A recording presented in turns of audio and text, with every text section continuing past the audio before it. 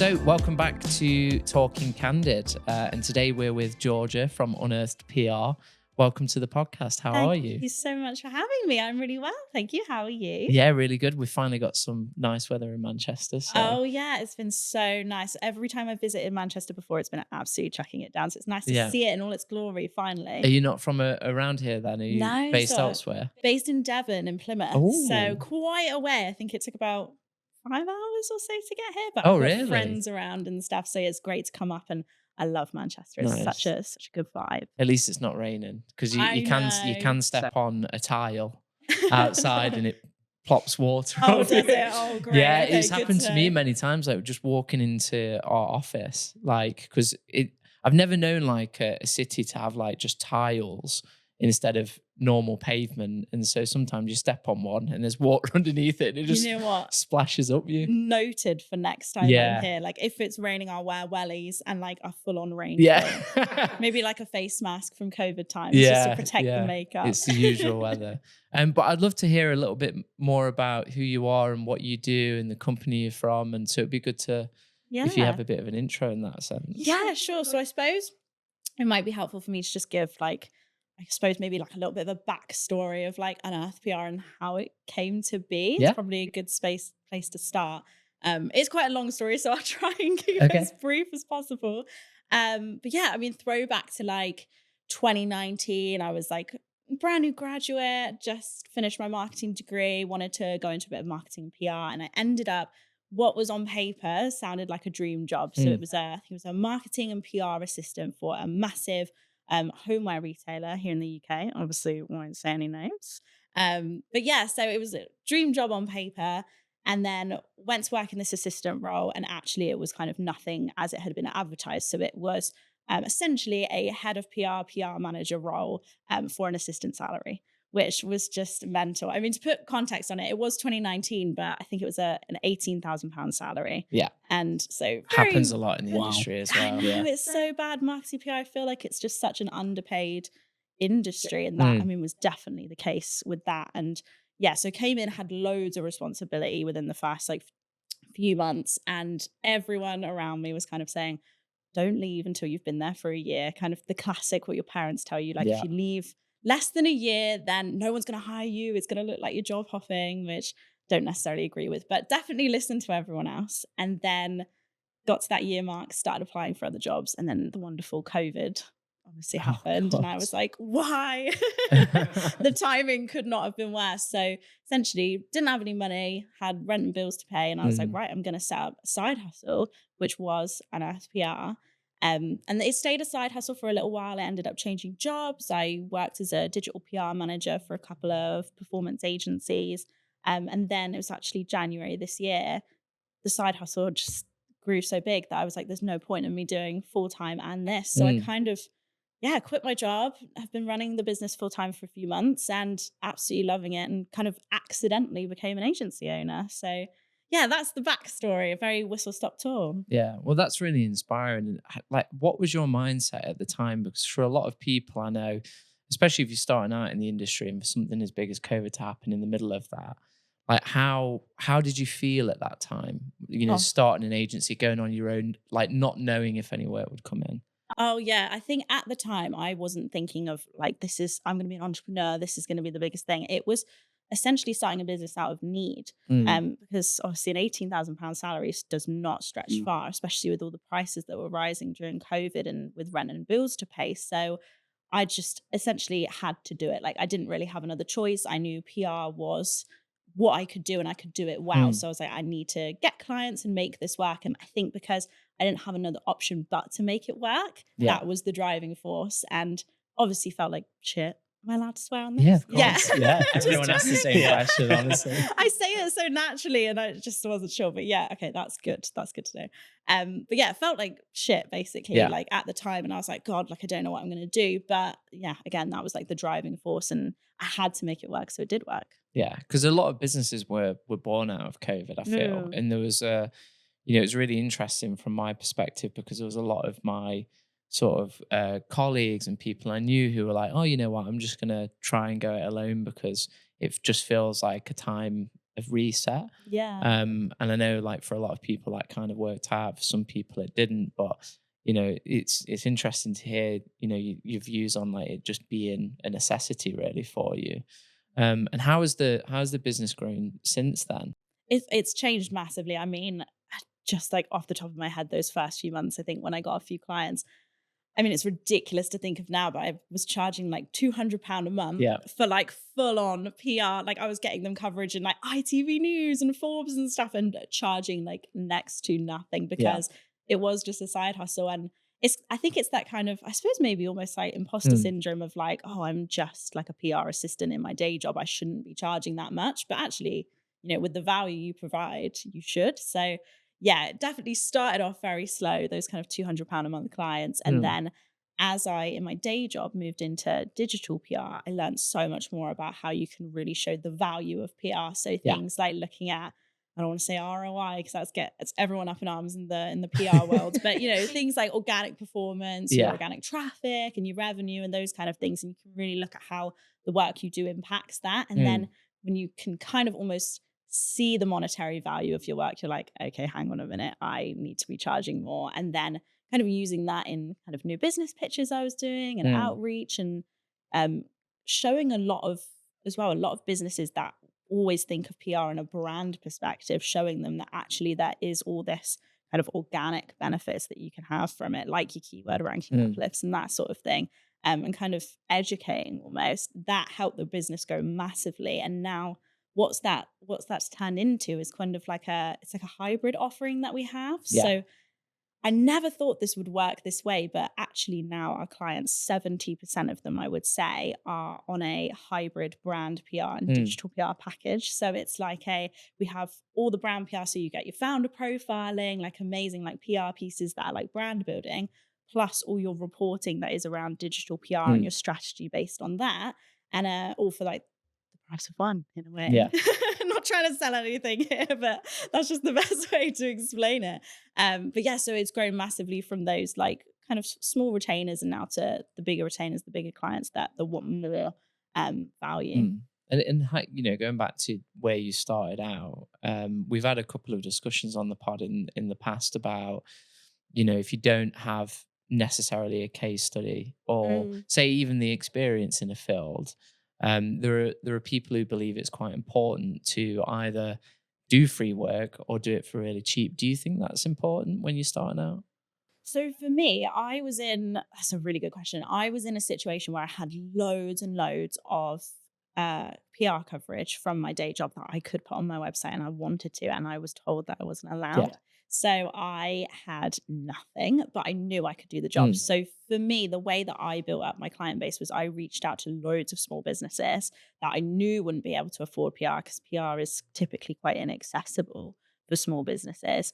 And I reached out to them and I was like, let me get you some free coverage. I'll do it for a couple of months. And then in return, I want a testimonial. I want to be able to put this on my website.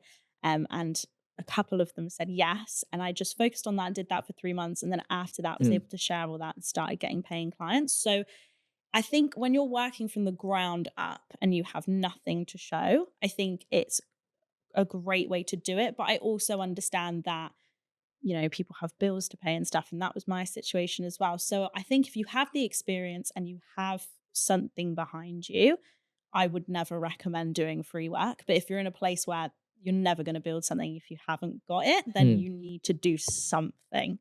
So yeah, it worked for me, but it's not something that I necessarily advocate.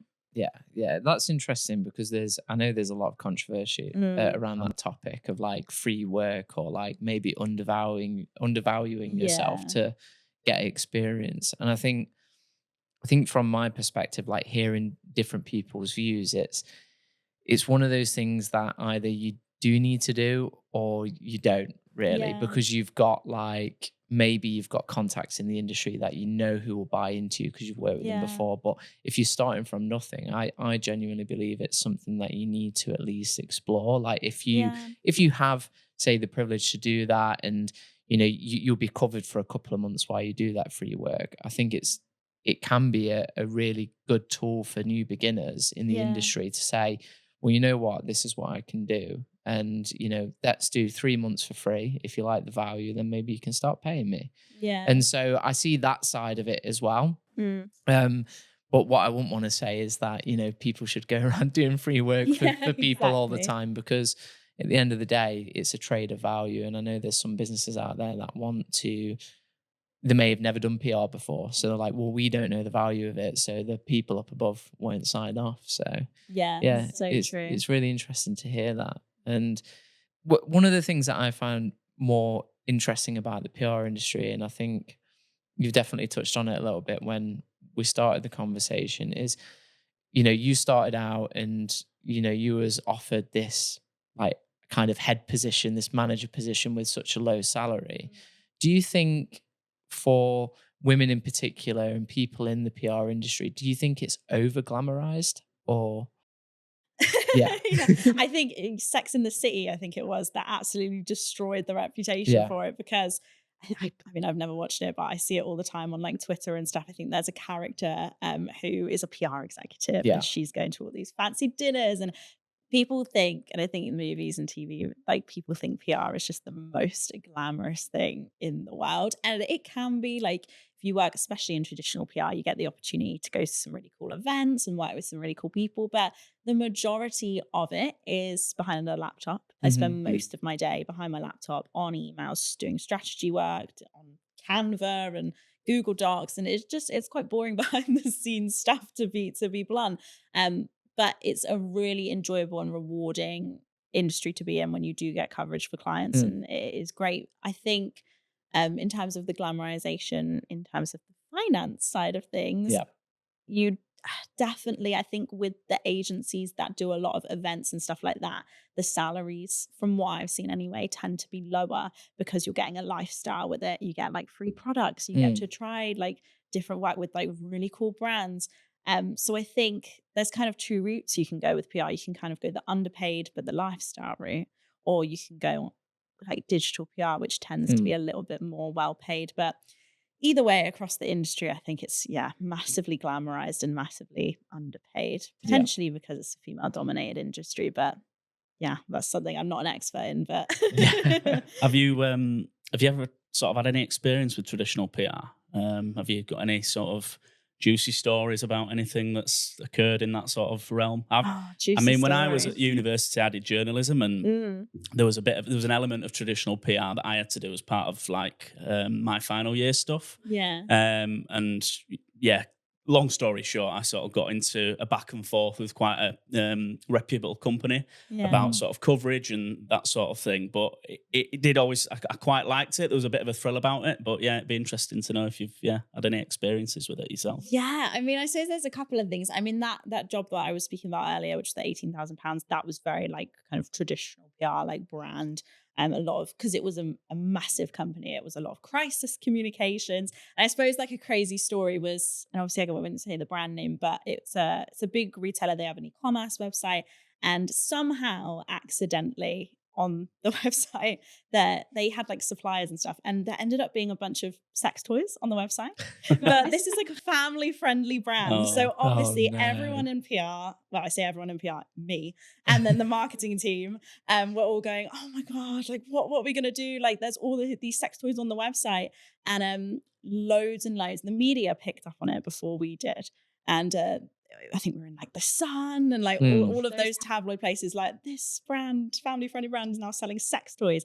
And immediately everyone else kind of went into, right, we need to stop this. This is the worst thing that ever happened. And I remember coming in and being like, well, hang on a minute. Like, it's just a sex toy. Like most people have them. Like, let's be honest, let's Yeah. be real. Like, it's not that taboo. And yes, we are kind of like a family friendly brand, but is that the direction we're actually going? And the answer to that was no. So the kind of comments that we went out back to press with, because we had all these journalists like being like, we need a comment from you ASAP. And we went back and we were like, yes, we're introducing a line of sex toys. And then I think they're still on the website today. So Yeah. that's kind of like a a fun story, I guess. It wasn't fun at the time. It was stressful, but Can I imagine. do. Yeah. Yeah, you definitely don't go to work thinking, "Oh my god, my day is going to be made hell by a bunch of dildos." But that is the way it went. Did you see that PR campaign where I think it was a sex toy company that started doing Easter egg? Yeah, I did Yeah, see that was a that. big PR thing, wasn't That was it? massive. Yeah, that was. I think it was digital PR. I think it was Rise of Seven is the agency that Yeah, did yeah, that. yeah. Yeah, really good example of like how you can. Yeah, it was a sex toy company for Easter doing an Easter egg, and then Yes. they got.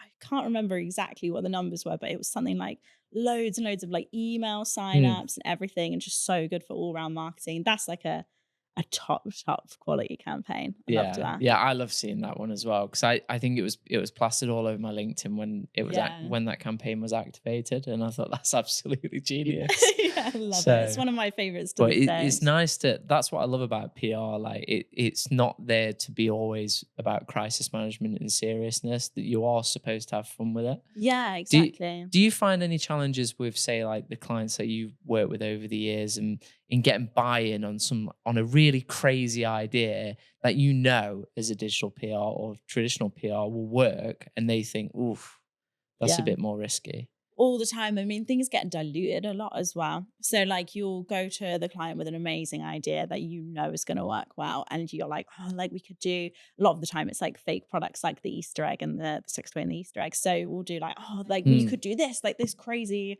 I don't know, like dog bed that can fly," or I don't know, I'm making that up, but something really cool. And then they'll come back and they'll be like, "Okay." The worst thing I think is when they come back and say, "Okay, that sounds great."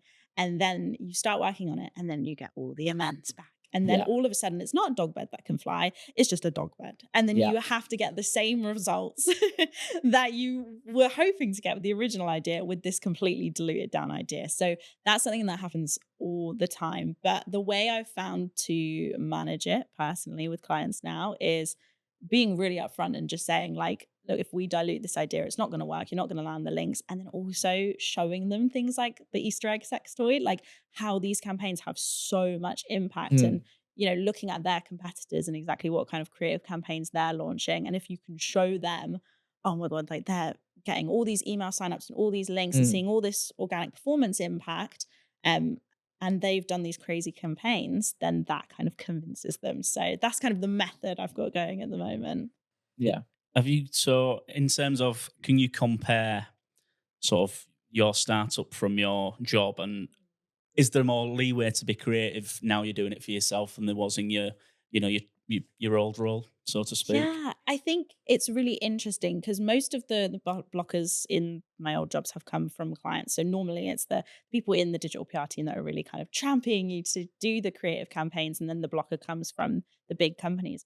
With my startup, I do work with quite a lot of big companies, but equally like a lot of SMEs and startups themselves that Yeah. have just got investment, make up quite a lot of our roster, and they are so much more like free to do whatever. Mm. And I think it's because there's less, like there's not as big a team. So Mm. there's less kind of people needed for the sign off process. Like you don't have to get everything signed off by the manager and then the director and then the CMO. Like it's like Red tape. so, yeah, Yeah. exactly. It's so much more lean. So I find that working with those clients, you can be way more creative. And I actually prefer that in Unearth PR because when I was working in the agencies, it was very much kind of you had to be a bit more tactical and just do like kind of expert commentary pieces and Yeah. advice and tips. And that's all great and that shows impact, but it's definitely harder to be creative when you're working with the bigger brands, I find sometimes. Yeah. Yeah. I feel like that's because they have there's a lot of kind of social proof almost in like, Yeah. oh, we've done PR campaigns in the past, we've done advertising campaigns in the past, we know they work, we just need to find the right person to do that.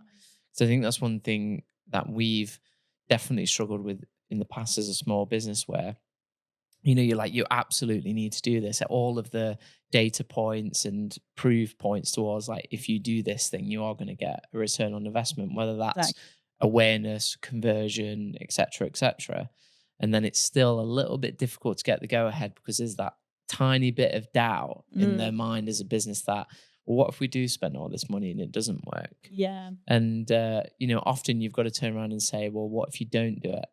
And Mm. like, what is going to be the long term impact on the business if you don't do these things? That's so true. Because there are other competitors in the market that will absolutely invest in those channels. And so, 12 months of not doing digital PR and your competitors you're going to be 12 months behind. It's so true. And I think, yeah, it's not even like in that context, it's not even about the creativity and signing that off. It's actually just getting started and doing, SEO, performance marketing, PR, whatever it might be, because these are all kind of, I suppose, disciplines that if you don't start SEO for another 6 months, like you say, you're behind everyone else. But also it takes 6 months for things to actually work and for Google to kind of recognize it. It's the same with digital PR. So if you're wasting time and you're wasting money that's literally on the table for you to have, and you're just not grabbing it. Yeah, absolutely. I think that brings us nicely into sort of dovetailing into SEO.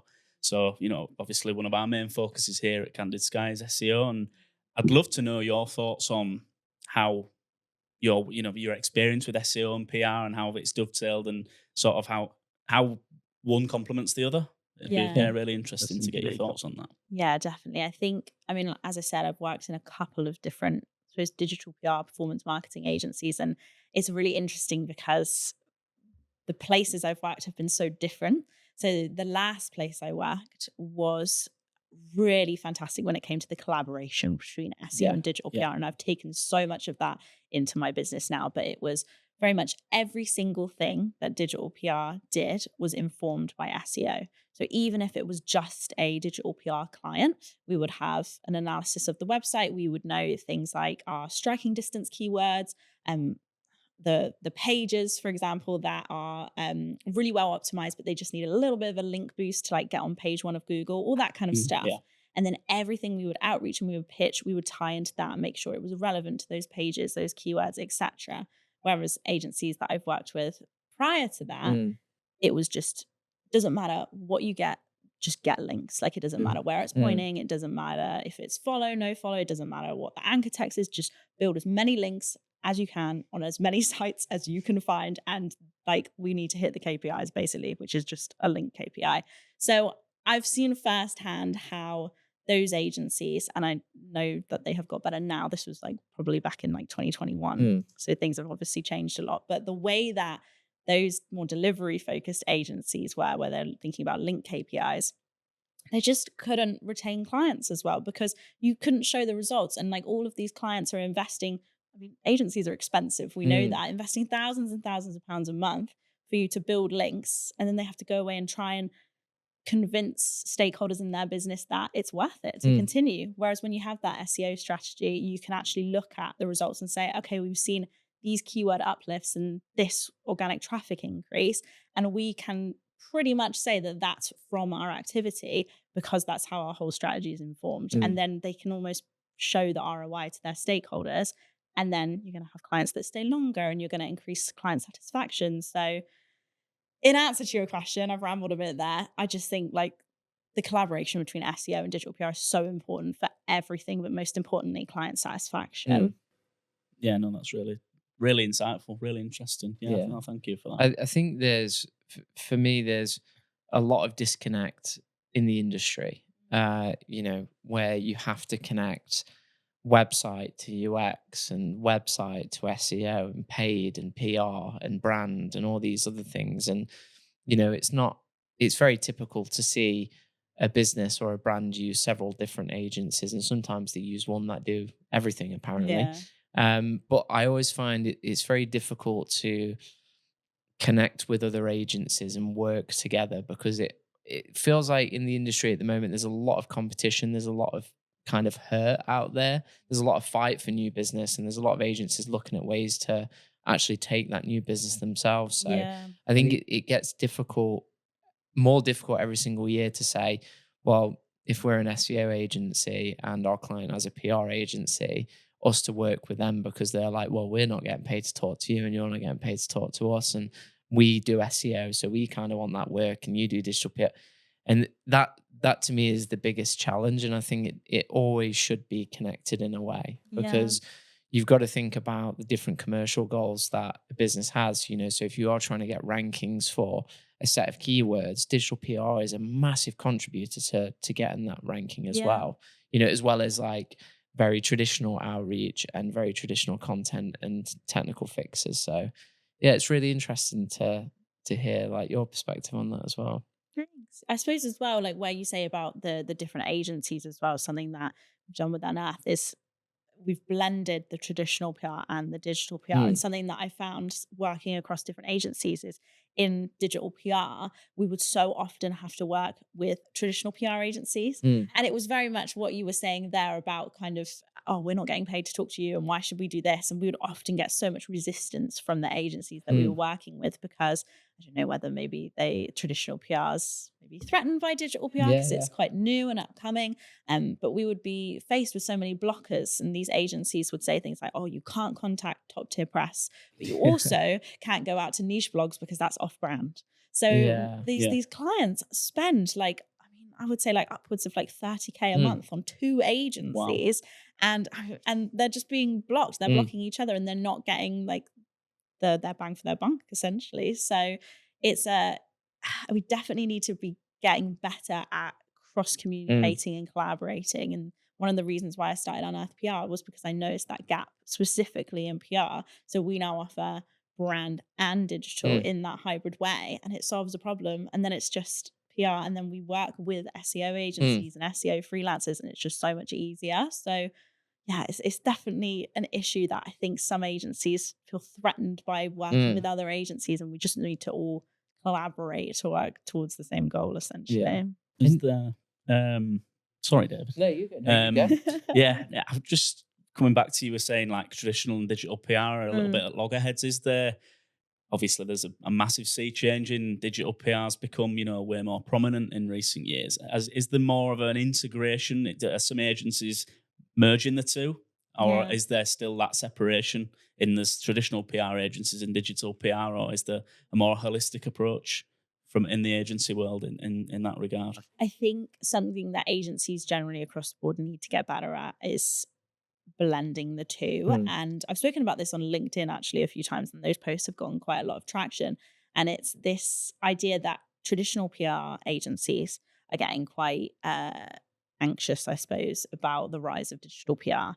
And they have massive SEO and digital PR skills gaps, but they advertise that they do digital PR Right. because Okay. to them it's just PR with links. mm, And Yeah. they are essentially falsely advertising that they do digital PR clients are coming on and they can't deliver because they don't have the SEO knowledge. And equally, digital PR agencies are doing the same and saying, you know what, we can build a few links. Let's whack on a brand PR package and we'll get you like a few links in some of the more brand places like Business Insider or whatever.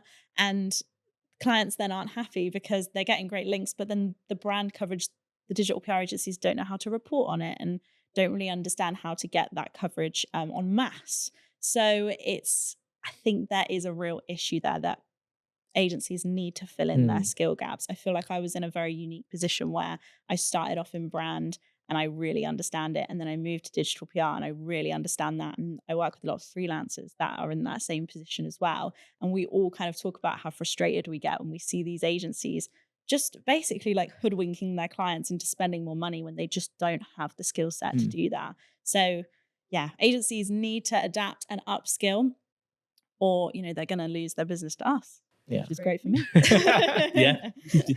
Yeah, exactly what you want there. Do you think a lot of agencies, especially PR ones, are toxic at the moment? There's like I go to networking events, I speak to a lot of different agency owners, and I hear about this happening and this happening, and then I speak to people who have been in the industry, and they're like, "There's so much pressure, there's a lot of expectation, the money isn't there."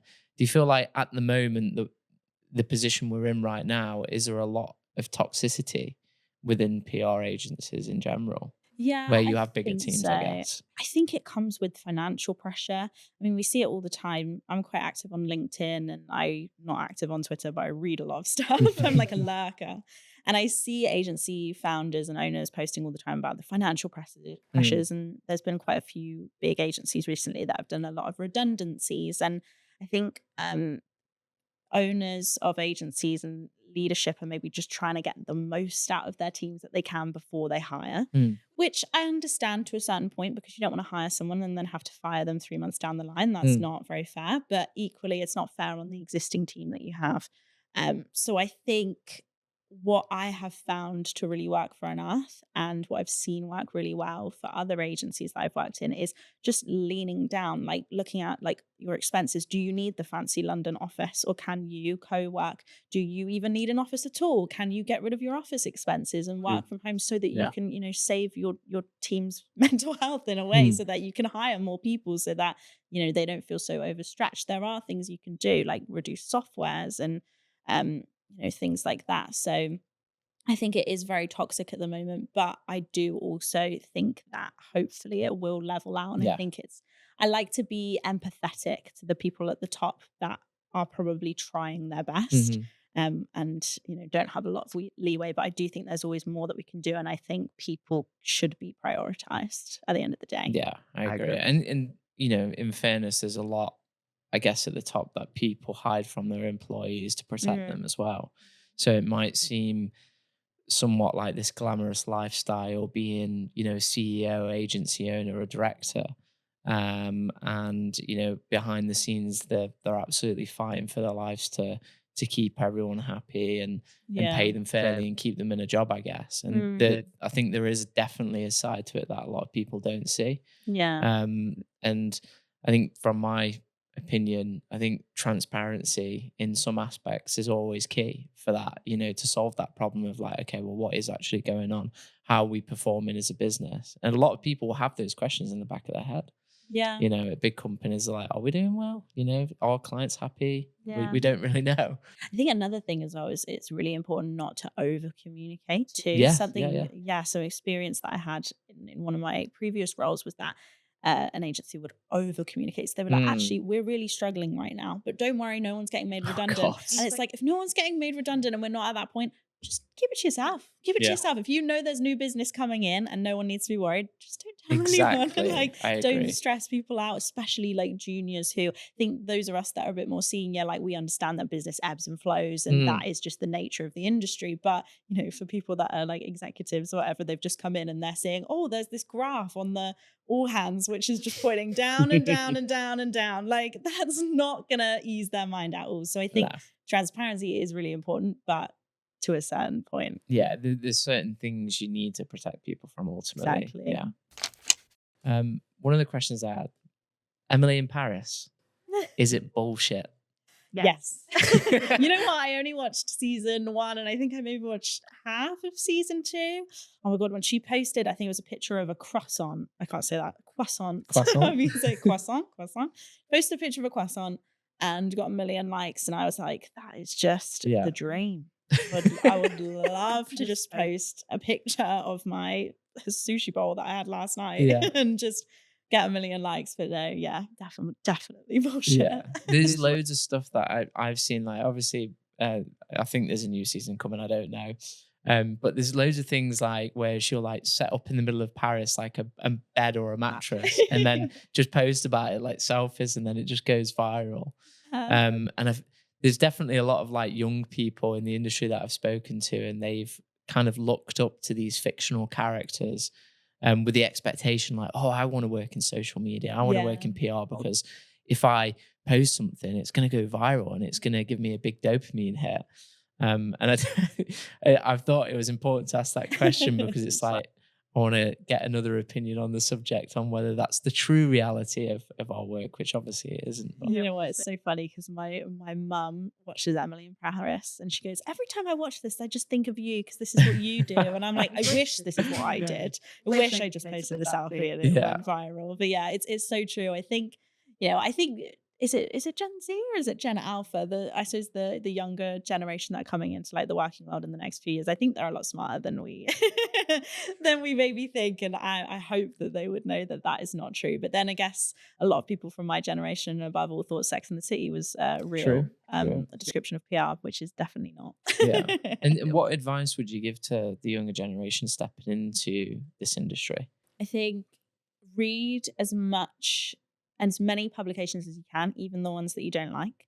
So I'm a bit of a liberal person. I don't like reading the Daily Mail. I don't love reading The Sun, but I do it anyway.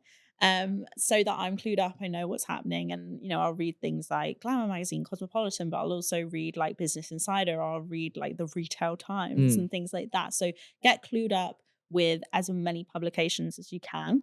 And also just hone in your writing skills. Like written communication is so key if you want to be a PR. We often do in all the agencies I've worked in before, they will do like a written test. So not like free work, but just ask you to, write a paragraph of a press release. And you don't necessarily have to get the format right, but it's looking at things like grammar because, we're not English teachers. You need to have the basic grammar. You have to have a basic grasp on your written communication, and then we can train you in PR. But if you can't do that, you're down from the get-go. So, yeah. So what would you say is the key to, obviously you've just said there, if you've got the grammar, we can then train you in PR. What would that entail?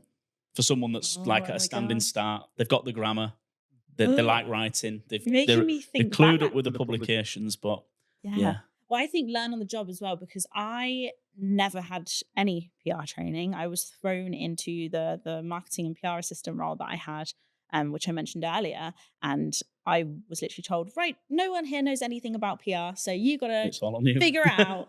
And I just watched YouTube videos and like, I was going to say TikToks, but TikTok wasn't even really popular then. But I think I just watched YouTube videos and tried to find people on Instagram and just figured it out.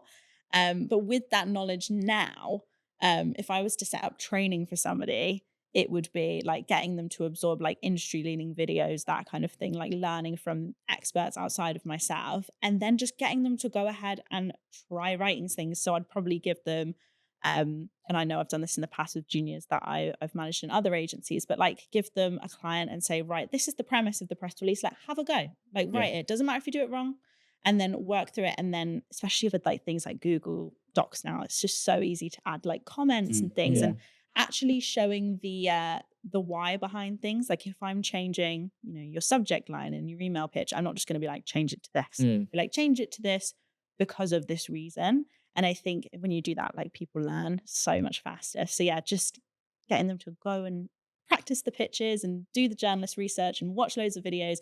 And then it's literally just a case of practice makes perfect. Yeah, I feel like I'd be probably a little bit more formal than that in maybe like a nice onboarding deck or something. Yeah. But that's just no, that's great. Really, in a nutshell. Insightful, yeah. Do you have a favourite publication? I know you said there you're liberal like me. Don't read certain things, but you have to sort of, is there anything that you really like, I really want to get coverage, or I've got coverage for this, publications that you... I think because I read the news so much, I just see so much shit. Yeah. that's the sad thing. I get to this point now where I'm like, I don't actually like it's not even news half of it. Why am I in PR now? But you know what? The magazines and the publications I love reading the most are the home and interiors publications, because they're just no bullshit. Like, here's how to DIY your fence, and I've got 5 tips on how to DIY my fence. Fantastic. No clickbait. They are just easy reading, like home and interiors. And then I love local press. Like, I know like people always hate the local press, but I'm based in Plymouth, and I love reading Plymouth Live, and I love seeing all the small businesses that have just opened and growing. I think it's such a nice way to like create community and to support people. And yeah, I think local press is definitely usually quite heartwarming and nice. Unless you're from Bradford like me. Yeah, maybe. I'm not so sure about Manchester Evening News. Maybe not all the heartwarming stuff in there. I can't vouch for MEN, but maybe Dave can. I don't know. I have no idea. Mostly I see football stuff on there, I guess. Fair enough. Oh, so you do read the news. Sometimes, yeah. It's something. You know what? It's really depressing nowadays. It is. Like I feel like every time I read a news article, I'm like, ooh, inflation and interest. Tell me about yesterday, it. interest rates, they're not going down. I know. Bank of England have just said, we've hit our inflation target, but tough shit. It's not going down. That's it. And it's like, oh, great. All the millions of people that have mortgages can't get a better rate now. So you've got to laugh or cry. Exactly. And then it's elections, and God, there's so much of it. Yeah, it's a lot. I think that brings us on to an important topic about like mental health and PR. I think I've just said then like, oh, you need to read everything as much as you can, but like if you're reading about obviously like war and elections and all this stuff, it can be really draining. So it's important to kind of be mindful about how you're feeling when you read the news as well, and make sure that you're not overwhelming yourself. Maybe like I always say, like if you've read a lot of, I don't know, the Financial Times, maybe take a break and read some Cosmopolitan, something like that. Nice balance. Yeah, Something like that. I do like interior stuff, that's quite interesting as well. Just seeing how different colors work and looking at guides, I find them really helpful. And I Yeah, guess that kind of plays into an SEO aspect as well, because if you're working with an interior design business, you'll probably write some guides on that as well. exactly. The ones I don't find helpful is like, I always struggle every single year with like, what do I buy my mum and dad for Christmas or for their birthday? So I'm searching, best Christmas presents for mum and dads, or best birthday presents. And you get these lists from like these different publishers and it's the same stuff. And Yeah. it's like, I don't think they would like that. And then I remember that in digital PR, there's a lot of like, I've got this product, I'm going to make a list and we're going to publish it. And it's Yeah. not an actual recommendation, it's a brand promotion, I guess. Yeah, sponsored posts, you have to be careful with that kind of stuff. Yeah. And I suppose as well, PRs with, you also have to think like when you're looking at like these gift guides and stuff, the PR agencies with the biggest budget and the best products are going to be featured in the most places. I mean, I'm a PR, so I shouldn't be saying this, but you're better off looking on TikTok and Instagram for some ideas because it's going to be a little bit more authentic than some publications. But it's always those like Christmas gifts for dads, and then it's just like loads of like pickle jars and like chili jam and stuff. And I'm like, my dad doesn't want this, or like a shirt that says like I'm an old fart or something. And I'm like, my dad does not want that. And I've got a big question. So TikTok, is it a search engine? I you know what? Yeah, I never use Google anymore. I am a Gen Z though. Okay. So just to give some perspective, I TikTok everything. I TikTok this morning how to put my blush on correctly because I bought a new blush. Yep. I TikTok yesterday restaurants in Manchester. I say I never use Google. I do use Google. I use TikTok more. Yeah. Yeah. That's so interesting. I've opened my mind a lot to it because like when I first saw it, everyone posting about TikTok being a search engine. Everyone's jumping on that trend. I will be biased, I'll admit that, because I work in an SEO agency. So a bit of my brain is like, no, it's not. That's not like, why are we calling that? It's a bit of a marketing move to call it that. I definitely get it because I'm a millennial technically. I think I was just on the brink of being Gen Z. Yeah. And so I use Google for a lot of things, and I don't have TikTok. I don't use it. But not everything's about me. Second that I don't have it. Yeah. I've never used it ever. And so I've gotten opinions of loads of different people, especially like doing these podcasts and just speaking to people in the industry. And the way I see it is search experience. Okay. So there are different places people search, like Amazon and Google and TikTok and Instagram and Twitter and things like that. And overall, it makes a search experience. And I suppose you've got to go back to like, what is the actual definition of a search engine? Yeah. And no one really knows because there's no real definition. I mean, you could call Amazon, maybe not, but you could call Amazon a search engine. You could, yeah. If you're looking specifically for products on Amazon. But on Google, you're specifically looking for answers on Google. Yeah, but we had this debate with Jake, who's one of our SEOs, and he's quite young. And so he uses it for everything. He's the same. He's like, I search for restaurants and places to eat on and TikTok, stuff.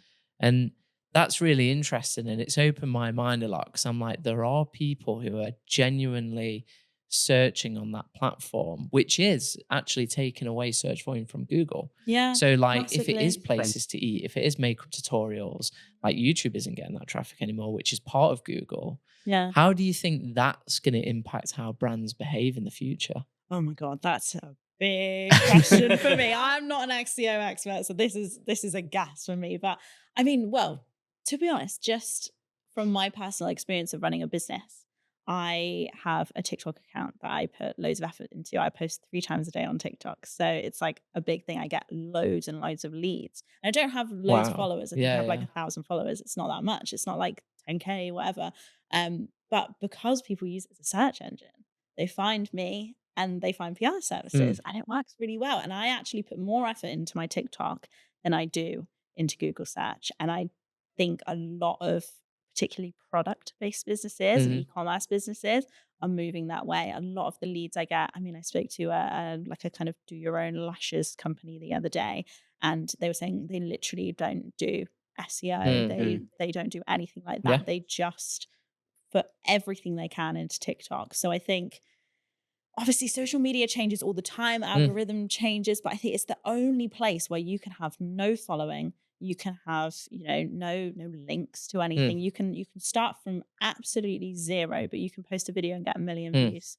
And I think that kind of visibility is something we've never seen before. I agree. Yeah. And it's just crazy. Yeah. So I think brands already are, but they are definitely going to lean into it more, especially as Gen Z and Gen Alpha become more into the working world. They, especially Gen Alpha, they're still babies, I guess. But when they get phones and stuff, it's going to become massive. And I think we need to adapt. And that's why a lot of agencies, I think, as well, are leaning into kind of TikTok SEO.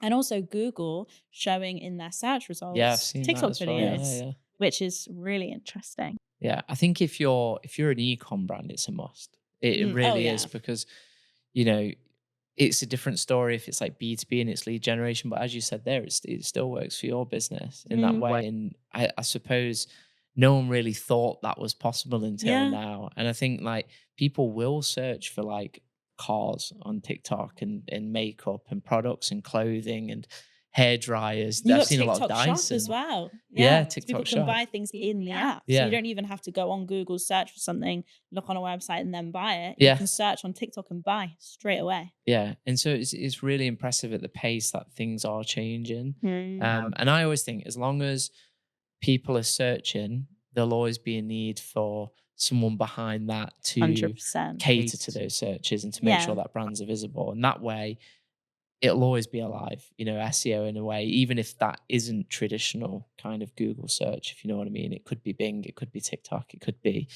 YouTube, for example. It varies by industry and what you focus on. I think as well, like I agree with what you're saying, and I feel like we don't need to, I say as SEOs, I'm not an SEO, but as some people in the kind of search industry, we don't need to be threatened by TikTok. I think we need to embrace it. People aren't going to stop using Google. People get bored of social media. I know so many people that have been like, oh, TikTok, like I'm obsessed with it. I'm deleting the app for a week, like to have a TikTok break. People have done that with Instagram. I've deleted Facebook. I don't use Facebook. It will get to a point where social media, kind of these apps get boring and they get tiresome, but Google, and a new one opinion, pops up. Yeah, exactly. And then we have to adapt again and go again. Exactly. Do you remember the Vine days? Was you? Yeah. I loved Vine. Yeah, I was a big fan simpler of time Vine. when Vine was about. I know. I know that wasn't a search engine. Yeah, that was just fun. I loved Vine so much, like when that was out, because it just felt like such a happy period in the world. I still to this day quote Vines constantly. Yeah, and like no one knows what I'm talking about. Just quote them because it's like that is basically what TikTok is now, although TikTok has massively evolved and there's a little bit of differences between the two, but I think that like kicked off the whole short form content thing. Yeah, absolutely. And there were millionaires made out of that, from like Logan Paul and Jake Paul. They started out on Vine and now they're massive YouTube and boxing sensations or whatever they're doing. So I will admit that I do watch those matches. Yeah, just to get you've got to, because it's some are like, oh, that's a cool fight, and some are like, that's just plain entertainment or embarrassment. Even Mike Tyson versus Jake Paul, you're like, God, this. What is that about? Logan Paul's got the United States Championship belt in WWE. Yes, He's had it for ages. Yeah. It's like their egos amaze me. me. Yeah. It's all marketing now, and I mean, how much money they make from those like sponsorships. And I have a friend who works at a big company, and I won't say the company because I don't want to get her in trouble, but they contacted her. She works in the marketing team. And they wanted $2 million for a tiny logo on Tyson Fury's, no, not Tyson, the one that's married to Molly May. Tommy Fury. A tiny logo on his boxing shorts. No way. $2 million. That's crazy. Yeah. That's the way it's going though. It's like, I think we're definitely in an attention economy. I think we have been for a while, to be fair, but like if you have followers, if you have eyeballs on you, you can probably get anything you want. Boxing matches. You can make your own drink brand and it sells a billion units or whatever. Yeah. The WWE thing that you were saying, Liam, it's like he's not been in wrestling and then he appears out of nowhere, does 10 matches and is the champion. Well, that's the thing. You've got, I don't think it was 10, and then you've got obviously professional traditional Yeah. wrestlers, and there's a bit of kayfabe with wrestling. Obviously, they sometimes merge real life with Yeah. storylines, but there's angst among people that have done this for years, and then this new shiny toy comes along that's not a wrestler, and it's like, but it's marketable, it's impressionable works. for People youngsters, watch and it it gets eyes. builds the brand, it sells the merch, and It's crazy. job done. Products flying out the door, tickets selling everywhere. There's like, let's get this guy up. It's crazy. I mean, I definitely buy into it. Yeah. Like I sit here and I'm judging. I'm like, oh God, but I'm like watching it. Yeah, night. it's fascinating just to watch. It's so interesting. Yeah, because they're not. I always look at them like, oh, they're not celebrities. They're people like you and me. But we don't see them like celebrities. No, I don't. No, but they are. But they are, yeah. Yeah. And so, like, if I met, say, I don't know,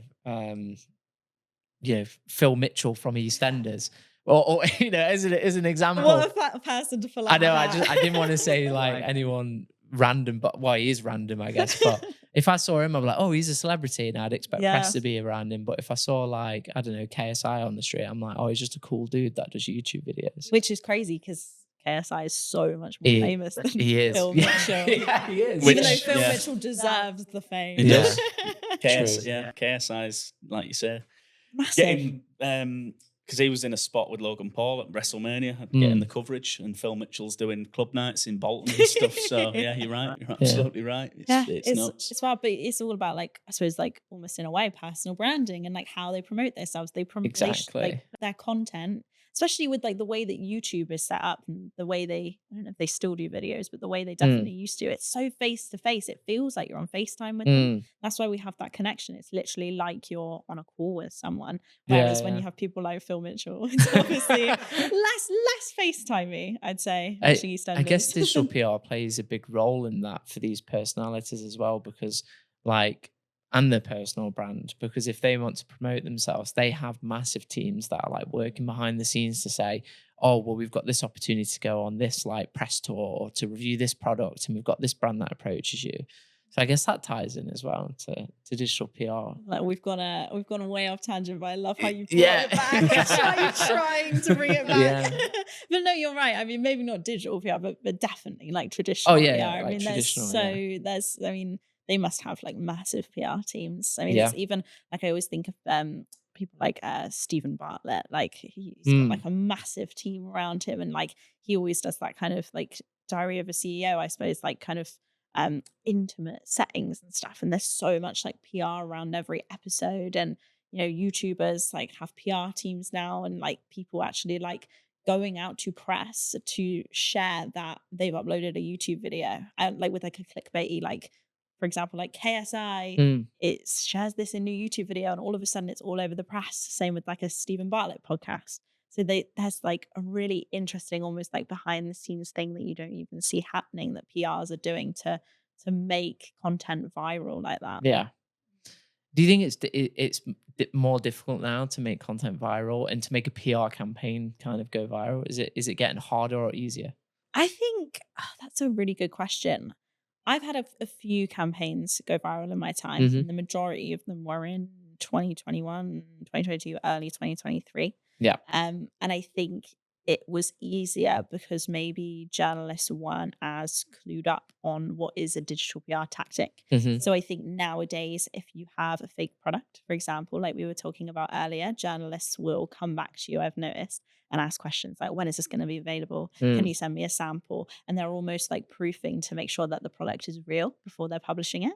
So those campaigns used to be big hitters. You could get so much coverage, so many links. And now you'll find that you've hit a lot of walls with journalists. Same with like dream job campaigns. If you ever seen any of those, where it's like, you can get I've seen loads of those. Yeah, they still are quite popular, and you still can get quite a lot of links, but nowhere near as much as you used to be able to. I think 2021, I did a dream job campaign that got over like 300 pieces of coverage. No way. And it went totally viral. Like it was in the US. It was like, I think there was like India, like South Africa publications, like literally all over the place. The client, they had like a 3,000% like website traffic uplift. Like it was crazy. Like we got 20,000 email signups in like 2 days.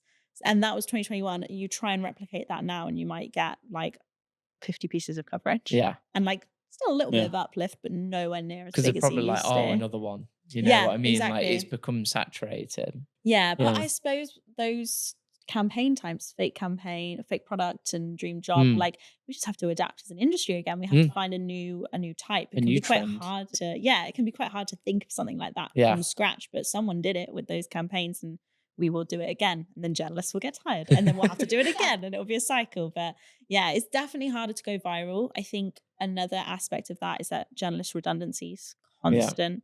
Like it's such a shame. The media is really underfunded, especially in like local press and kind of like your Daily Mirrors and all that sort of thing. So many redundancies. So that's something that PRs have had to contend with a lot too. So less journalists, more emails being missed because they're so busy, and less chance of virality. Yeah, there's definitely one dream job campaign that I nearly applied for. Did you? It's a scam. Don't do it. It was a Cadbury chocolate taster. I was like, I want to taste chocolate for a living. Yeah, absolutely. Amazing. Yeah. And it's Nearly like went you for get it. paid like £50,000 a year, and you're like, maybe this isn't real. Yeah, it was like you're just gonna sit in a room and taste chocolate. I was like, yeah. The best ones are the amazing. ones that I have seen a few agencies that have actually managed to get their clients to actually hire someone. Really? But they've been tricky with the headlines. It's like, I can't remember exactly, but I'll just make one up. It was something like a cocktail taster. But it's actually they're just hiring a mixologist, but they've rephrased the words so that they get loads of like email capture and loads of people apply. But it's about being tactical. And then I suppose there's some where they'll be like, oh, you can get like you'll be paid 500 quid for this, and then obviously that comes out of your PR budget. So you could do it like that. But yeah, a lot of them are scams. I see. The one that sticks out to me is a water slide tester. You go all across the world and test all the water slides, and they'll of course pay all your expenses. Of course, yeah. 5-star hotels, yeah, meals and all-inclusive bands everywhere you go. Imagine that though. You'd get rapid after a while. Like you'd become a water slide master. You'd just be like. But at one point, would you just start to feel like all the slides were the same? Yeah, that's very true. You've been on so many water slides, and you're just like, I just can't get a thrill out of it anymore. You just start like tears coming down your face as you slide down. Spend a year, and then you'd have to come back to the UK and utilise the NHS because you're back and your upper body's just in bits. Oh my god, you've got to retire after that. Yeah. I hope they gave them a pension. There was one time where I saw a social campaign go out, and it was for a new insurance comparison site. And they was like, oh, sign up and you can win a holiday to Iceland or London. And I didn't even do it for the giveaway part. I was genuinely looking for insurance at the time, but I saw it on LinkedIn as a PR social campaign. Right. And so I signed up and I got a quote and I entered the giveaway. And literally like 3 months later, I got an email saying, oh, you've won the trip to Iceland up to £6,000, like all expenses. And I was like, so good. No way. And the first thing I thought is like, oh, this is a scam. It's not real. Yeah. But then I saw Social Chain is the email. And yeah, I went. Oh, no way. That's wild. Yeah. And that was like, oh my God, these things are actually real. Because I always thought, oh, they'll give them to their mates or like they'll give them to their family or something. But yeah, they contacted me and I thought it was fake until I saw Social Chain at the bottom. I was like, can you actually ring me just to check if this is real? And she was like, yeah, just let me know your details and who you're taking and we'll send the tickets over. And then they literally sent the tickets, booked it all. And we had like a whole travel company and we went on the trip. That's wild. Yeah. I'm so, as a PR, like I'm so skeptical of all that. I'm like, no, it's not going to happen. I've worked at companies where they've had like, you know, the classic banner on a website would be like, enter your email and be in with the chance of winning £200. And they just never pick the winner. They just keep it up indefinitely. Exactly. And they just never pick a winner. So I don't do them. But now, watch the mic. Now I will enter them. Yeah. And I will see if I win. Yeah. And I got so lucky. Like, I was like, that's the biggest thing I've ever won, ever. Like, I don't think I've ever won. I think that's the biggest thing I've ever heard. I didn't even know that. To be honest, that's the first fun fact of the day. Because I called my partner, I was like, we've just won a trip to Iceland. She was like, nah, fuck off, that's fake. And I was like, no, it's a person from Social Chain. I know them. I like know their office. I know their people. Like, I don't know them personally, but like I know they're in Manchester, so I know they're real. Yeah. And she was like, no way. And it was just surreal. And you went? Yeah, we went, yeah. Wow. So I tell everyone that story and they're like, you're the luckiest person ever. That's so good. I wonder how many people entered that.